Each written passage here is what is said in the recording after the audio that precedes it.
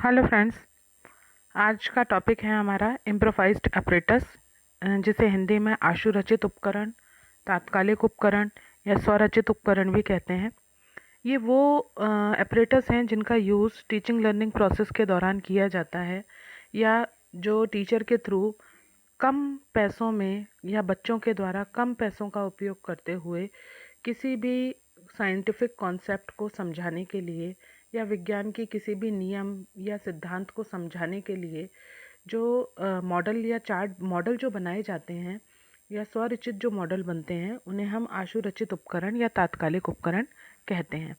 तो हमारी teaching learning process में ये किस प्रकार अपना रोल प्ले करते हैं और क्यों ज़रूरी हैं, ये इन पर आज हम बात करने वाले हैं। तो आइए आज का टॉपिक शुरू करते हैं। सबसे पहले इसका परिचय देखते हैं कि वास्तव में आशुरचित उपकरण क्या होते हैं या स्वरचित उपकरण क्या होते हैं। इम्प्रोवाइज्ड apparatus किसे कहा जाता है? तो सामान्य नाम है इसका लो कॉस्ट मटेरियल, यानी कम लागत वाली सामग्री। इसमें कोई अतिरिक्त खर्चा नहीं होता। जो आसपास के लोकल रिसोर्सेज होते हैं हमारे पास में, या कोई वेस्ट पड़ी हुई चीज़ें होती हैं, या जो घर में या आसपास में जो सामान इजीली अवेलेबल होता है जिसमें हमें बहुत ज़्यादा पैसा खर्च नहीं करना पड़ता खरीदने के लिए, उन सारे सामान का यूज़ करके इन मटेरियल को बनाया जाता है। इसलिए लो कॉस्ट मटेरियल कहा जाता है। Improvised apparatus is an apparatus that is used as an alternative to original equipment. ये वो उपकरण होते हैं जिनका उपयोग मूल उपकरण के विकल्प के रूप में किया जाता है। यानी ओरिजिनल में वो प्रैक्टिकल या वो कॉन्सेप्ट को समझाने के लिए जो उपकरण काम में लिया गया था, उसी कॉन्सेप्ट को ध्यान में रखते हुए इनको फ्रेम किया जाता है। इसीलिए इन्हें ओरिजिनल जो इक्विपमेंट है या अपरेटस है, उसका ऑल्टरनेटिव या विकल्प माना जाता है। These are simple and cheap teaching aids that are prepared by the use of locally available resources. ये सरल और सस्ते हैं। जो टीचिंग एड हैं ये बहुत सरल और सस्ते होते हैं और स्थानीय रूप से उपलब्ध संसाधनों के उपयोग के द्वारा इन्हें तैयार किया जाता है। इन्हें बहुत ज़्यादा बाहर से कोई सामान मंगाने की ज़रूरत नहीं होती, ना किसी महंगे सामान की ज़रूरत होती है। इसमें आसपास के जो छोटे मोटा सामान होता है, या हमारे पास कुछ वेस्ट चीज़ें जो हमारे अभी काम में नहीं आ रही हैं, जिनको हम वेस्ट की कैटेगरी में रखते हैं, उन सारी चीज़ों का उपयोग करके इनको तैयार किया जाता है। They are prepared and use by the students, teachers और द मेंबर ऑफ कम्युनिटी। इनका यूज़ स्टूडेंट्स भी कर सकते हैं, टीचर्स भी कर सकते हैं, या समुदाय के सदस्य अगर कोई एग्जीबिशन लगा रहे हैं या कोई साइंस फेयर लगा रहे हैं तो उसमें भी इनको रखा जाता है। और बच्चों की क्रिएटिविटी इसमें शो होती है। टीचर का इंटरेस्ट, टीचर की क्रिएटिविटी भी ये रिप्रेजेंट करते हैं। तो क्या क्या विशेषताएं होती हैं इम्प्रोवाइज्ड apparatus की या आशुरचित उपकरणों की, क्या क्या कैरेक्टरिस्टिक है, उन पर हम बात करते हैं। पहला जो इसकी विशेषता है वो है लोकली अवेलेबल रॉ मटेरियल। जो आसपास के स्थानीय वातावरण में या स्थानीय जो परिवेश है उसमें जो भी रॉ मटेरियल या कच्चा माल उपलब्ध होता है, उसके द्वारा इन्हें प्रिपेयर किया जाता है। दूसरा, प्रिपेयर्ड बाय स्टूडेंट। मोस्टली यह बच्चों के द्वारा तैयार किए जाते हैं क्योंकि इसमें उनकी क्रिएटिवनेस दिखाई देती है और उन वो कितने बेहतर तरीके से उस कॉन्सेप्ट को अपने उस मॉडल के द्वारा समझा सकते हैं, ये चीज़ उसमें झलकती है। इसलिए ये स्टूडेंट्स की एक्टिविटी पर बेस्ड है। तो एक्टिविटी बेस्ड लर्निंग का एक कॉन्सेप्ट है, उसमें एक रोल प्ले करता है इम्प्रोवाइज्ड apparatus, जिसमें बच्चे करके खुद मॉडल बनाता है और उस साइंस के कॉन्सेप्ट को सीखने की कोशिश करता है। या फिर अदर सब्जेक्ट में भी इसका यूज़ किया जाता है। फॉर एग्जांपल ज्योग्राफी में भी हम इसको देख सकते हैं, या फिर कोई भी ऐसा सब्जेक्ट जिसमें आप वर्किंग मॉडल बना सकते हैं, वो सभी इसके अंदर काउंट होता है। नेक्स्ट है clarify and obtain set objectives. ये बिल्कुल स्पष्ट रूप से होते हैं और जिस उद्देश्य को इन्हें लेकर चलते हैं उनकी प्राप्ति के लिए इनको बनाया जाता है। जैसे फॉर एग्जांपल हमें न्यूटन्स लॉ के लिए कोई apparatus बनाना है, इम्प्रोवाइज्ड apparatus, तो हमारा कॉन्सेप्ट बिल्कुल क्लियर होना चाहिए। हमारा ऑब्जेक्टिव बिल्कुल सेट होना चाहिए कि इस लॉ को समझाने के लिए हमें क्या क्या मटेरियल की ज़रूरत होगी और किस तरीके का apparatus हम इसमें बना सकते हैं। फोर्थ है इसका जो कैरेक्टरिस्टिक, वो है क्रिएट इंटरेस्ट एंड क्रिएटिवनेस। ये बच्चों में एक तरीके का इंटरेस्ट और एक क्रिएटिवनेस या सृजनात्मकता का विकास करता है, क्योंकि जब ये बच्चा खुद इन चीज़ों को बनाता है तो साइंस का कॉन्सेप्ट तो सीखता ही सीखता है, साथ ही साथ उसके में विज्ञान विषय के लिए रुचि उत्पन्न होती है। उसमें कुछ नया करना, दूसरों से अलग मॉडल बनाना, या दूसरों से बहुत बेहतर बनाने की जो एक चाह होती है वो उसके क्रिएटिवनेस को आगे बढ़ाती है। तो ये जो मूल्य हैं ये स्टूडेंट्स के अंदर डेवलप होते हैं इम्प्रोवाइज्ड ऑपरेटर्स से। और दूसरी एक लास्ट विशेषता इसकी ये है कि सेव मनी एंड टाइम, क्योंकि इसमें बहुत ज़्यादा पैसा हमें वेस्ट नहीं करना पड़ रहा, ना उस मटेरियल को अरेंज करने के लिए हमें बहुत ज़्यादा समय देना हो रहा है कि भाई 2 या 3 दिन का समय लगेगा जो मटेरियल आपने बाहर से मंगाना पड़ रहा है या फिर आपको अवेलेबल नहीं हो रहा तो आप उसको ढूंढने के लिए समय वेस्ट कर रहे हो, वो चीज़ इसमें नहीं होती है। तो पैसे की और समय की दोनों की बचत की दृष्टि से इम्प्रोवाइज्ड ऑपरेटर्स बहुत यूज़फुल होते हैं। अब बात करते हैं कि इम्प्रोवाइज्ड ऑपरेटर्स या आशुरचित उपकरणों को किस प्रकार बनाया जाता है। तो सबसे पहले उद्देश्य जब ये ऑपरेटर्स बनाए जाते हैं तो सबसे पहले हमें अपने ऑब्जेक्टिव्स को सेट करना पड़ता है, उन्हें डिफाइन करना पड़ता है। जब हम उद्देश्य अपना निर्धारित कर लेते हैं कि इस उद्देश्य को ध्यान में रख के हमें अपना जो है इम्प्रोवाइज्ड ऑपरेटर्स तैयार करना है, उसके बाद उस प्रोडक्ट की डिज़ाइन की जाती है। डिज़ाइनिंग ऑफ द प्रोडक्ट होता है कि अब इस कॉन्सेप्ट को या इस साइंटिफिक टर्म को या इस साइंटिफिक थ्योरी को प्रूफ करने के लिए या प्रैक्टिकली डिमॉन्स्ट्रेट करने के लिए जो ऑपरेटर्स हम बनाएंगे वो किस तरीके का होगा, किस तरीके से वो काम करेगा, कैसी उसकी स्ट्रक्चर होगी, कौन कौन सा मटेरियल उसमें यूज़ होगा, इन सारी चीज़ों को ध्यान में रखा जाता है और उसकी डिज़ाइन को प्रिपेयर किया जाता है। फिर जब डिज़ाइन प्रिपेयर हो जाती है तो प्रिपेयर होने के बाद मटेरियल को तैयार किया जाता है, उसको जो भी उसमें सामान लगना है उन सबको एकत्रित करके उसको बनाया जाता है, उसको असेंबल किया जाता है सामग्री को, और उस मॉडल का निर्माण किया जाता है जिस मॉडल को हम बनाना चाह रहे थे या जिस वर्किंग मॉडल को हम एक्सप्लेन करना चाह रहे थे, जिसके द्वारा कॉन्सेप्ट को उसको प्रिपेयर कर लिया जाता है। फिर फोर्थ स्टेप जो होता है, इस फोर्थ स्टेप में उसकी पायलट टेस्टिंग की जाती है। पायलट टेस्टिंग का मतलब होता है कि एक बार चेक करके देखना कि आपने जो ऑपरेटर्स बनाया वो सही से काम कर रहा है या नहीं कर रहा, उसमें कोई कमी कोई रह तो नहीं गई है, या जब वो फंक्शनिंग में आएगा तो फंक्शनिंग में आते में क्या वो उस कॉन्सेप्ट को पूरी तरह समझा पाएगा जिसके लिए आपने उसको प्रिपेयर किया है। तो इन सारे पहलुओं पर जो एक ध्यान रखते हुए, इन सारे पहलुओं को ध्यान में रखते हुए जो टेस्ट किया जाता है उसे पायलट टेस्ट कहते हैं। तो ऑपरेटर्स बनने के बाद उसकी पायलट टेस्टिंग की जाती है। पायलट टेस्टिंग होने के बाद जब वो अप्रूव हो जाता है तो उसका बहुत बड़े पैमाने पर यानी मास प्रोडक्शन स्टार्ट करते हैं जो स्कूल और कॉलेजेस में प्रोवाइड कराया जा सके। और उसके बाद जब प्रोडक्शन हो जाता है तो इनको दूसरे स्कूल या कॉलेज में डिस्ट्रीब्यूट कर दिया जाता है। ये वो बात है जो इंडस्ट्रियल लेवल पर बनाया जाता है। लेकिन अगर बच्चे अपने लेवल पर इम्प्रोवाइज्ड ऑपरेटर्स बना रहे हैं तो वो पायलट परीक्षण करने के बाद डायरेक्ट उसको डिमॉन्स्ट्रेट करते हैं और उसके थ्रू उस साइंस के कॉन्सेप्ट या थ्योरी को समझाने की कोशिश करते हैं जिसको ध्यान में रखते हुए उस इम्प्रोवाइज्ड ऑपरेटर्स को बनाया गया था, उसका विकास किया गया था। तो ये कुछ स्टेप्स हैं जिनको फॉलो किया जाता है इम्प्रोवाइज्ड ऑपरेटर्स बनाते समय। अब आगे बात करते हैं कि क्या है, कौन सी वैल्यूज़ हैं या कौन से मूल्य हैं जो इम्प्रोवाइजेशन के थ्रू डेवलप होते हैं बच्चों के अंदर। कौन कौन सी वैल्यूज़ को डेवलप किया जाता है। तो पहला है एजुकेशनल एंड साइकोलॉजिकल वैल्यूज़, शैक्षिक और मनोवैज्ञानिक मूल्य। इसमें सबसे पहला पॉइंट है, ये बच्चे के अंदर एक डीप अंडरस्टैंडिंग को या डीपर नॉलेज को डेवलप करता है। जब बच्चा उसके बारे में खुद मॉडल बनाता है, वर्किंग मॉडल बनाता है, तो उसके सारे कॉन्सेप्ट को समझता है अच्छी तरह, तो उसकी अंडरस्टैंडिंग का लेवल पहले से ज़्यादा बढ़ जाता है, नॉलेज उसकी डीप हो जाती है। साथ ही साथ उसमें क्रिएटिवनेस को डेवलप करने का काम करता है, क्योंकि उसको बेहतर बनाने के लिए, उसको सुंदर बनाने के लिए, उसको सफाई से बनाने के लिए बच्चा अपना आइडियाज़ उसमें इन्वॉल्व करता है और वो उसकी क्रिएटिवनेस को शो करते हैं। नेक्स्ट है development of critical thinking in decision making skills.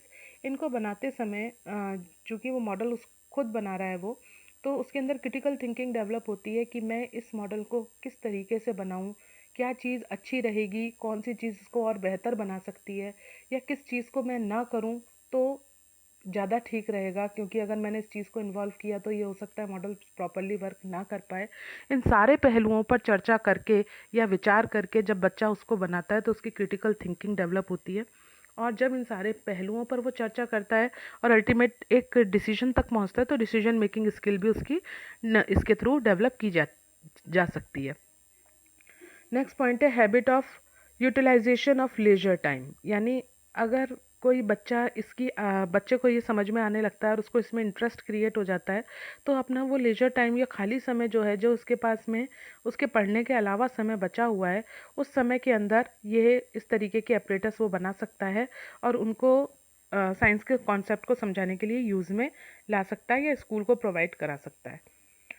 Next जो वैल्यूज़ डेवलप होती है वो होती है सोशल और रिक्रिएशनल वैल्यू। सोशल वैल्यूज़ में रिस्पेक्ट होती है, लेबर की जो काम करता है उसको अपनी मेहनत का और सामने वाले की मेहनत का दोनों का पूरा अंदाज़ा होता है, तो रिस्पेक्ट की एक फीलिंग आती है कि सामने वाले ने जो मेहनत की है वो उसको रिस्पेक्ट करता है। साथ ही साथ कोऑपरेशन कोऑर्डिनेशन की जो मूल्य हैं वो विकसित होते हैं। लीडरशिप क्वालिटी उसके अंदर आती है। एम्पैथी या परानुभूति को वो समझ पाता है, यानी दूसरे की फीलिंग्स को समझ पाता है। और भी कई तरीके के सामाजिक मूल्यों का इसके द्वारा विकास होता है। और साथ ही साथ रिक्रिएशन जो होता है, वेस्ट मटेरियल के थ्रू कोई अच्छा प्रोडक्ट बनाना, या इसे बेस्ट आउट ऑफ वेस्ट कहते हैं, इस तरीके की एक्टिविटी को वो कर पाता है और उसके थ्रू यूज़फुल साइंस के प्रोजेक्ट्स बना पाता है। नेक्स्ट वैल्यू जो है साइंटिफिक वैल्यू। साइंटिफिक वैल्यू में साइंटिफिक एटीट्यूड को डेवलप करता है, क्योंकि सिस्टमैटिक तरीके से काम किया जाता है, स्टेप बाय स्टेप आगे बढ़ा जाता है, हर चीज़ का पॉजिटिव नेगेटिव सोच करके और उसके बाद डिसीजन तक पहुंचा जाता है। तो ये साइंटिफिक एटीट्यूड डेवलप करता है बच्चे के अंदर। साथ ही साथ लॉजिकल थिंकिंग को डेवलप करता है। वो जो कॉन्सेप्ट समझाना चाह रहा है या जो उसने मॉडल बनाया है उसको वो लॉजिकली प्रेजेंट कर पाता है कि ऐसा उसने क्यों किया और इस मॉडल को बनाने में उसने इन्हीं चीज़ों का यूज़ क्यों किया, वो सारी चीज़ों के जवाब वो दे पाता है, जिससे उसमें लॉजिकल थिंकिंग डेवलप होती है। और साथ ही साथ कॉन्सेप्ट का क्लैरिफिकेशन होता है, वो कॉन्सेप्ट को समझ भी पाता है और सामने वाले को समझा भी सकता है अपने मॉडल के द्वारा। और लास्ट में हम बात करते हैं इकोनॉमिक वैल्यू की। तो आर्थिक मूल्य जो है वो ये है कि सबसे बड़ा स्कूल के ऊपर कोई फाइनेंशियल बर्डन नहीं पड़ता, उसको कम करता है ये, क्योंकि वेस्ट मटेरियल के थ्रू ये बनाया जा रहा है या लो कॉस्ट मटेरियल के थ्रू बनाया जा रहा है, इसलिए स्कूल्स के ऊपर फाइनेंशियल बर्डन कम हो जाता है। ये चीप होते हैं, मटेरियल सस्ते होते हैं, इसीलिए आसानी से बच्चे बना पाते हैं इनको।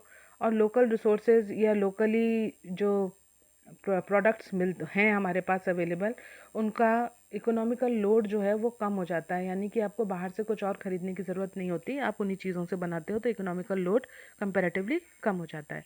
तो ये कुछ वैल्यूज़ हैं जो ऑपरेटर्स के इम्प्रोवाइजेशन के थ्रू या नए जो लो कॉस्ट मटेरियल है उनको बनाने से बच्चों के अंदर डेवलप की जा सकती हैं। अब आगे बात करते हैं कि इनके क्या फ़ायदे हैं, आशुरचित उपकरणों के क्या लाभ हैं। तो पहला है, इसका जो फ़ायदा है वो है कि ये फ्रीली अवेलेबल होते हैं, सस्ते होते हैं, इकोनॉमिकल होते हैं, क्योंकि इसमें बहुत ज़्यादा खर्चा नहीं आता और आसानी से उपलब्ध किए जा सकते हैं। दूसरा इसका जो बेनिफिट है वो ये है कि ग्रेट एजुकेशनल वैल्यूज़, साइंस के जो कठिन कॉन्सेप्ट्स होते हैं उनको भी इम्प्रोवाइज्ड ऑपरेटर्स का यूज़ करके सरल तरीके से रिप्रेजेंट किया जा सकता है, सामने बच्चों को समझाया जा सकता है, क्योंकि जब वो चीज़ को प्रैक्टिकली होते हुए देखते हैं तो वो कॉन्सेप्ट समझना उनके लिए ईजी हो जाता है बजाय थियोरेटिकली समझने के।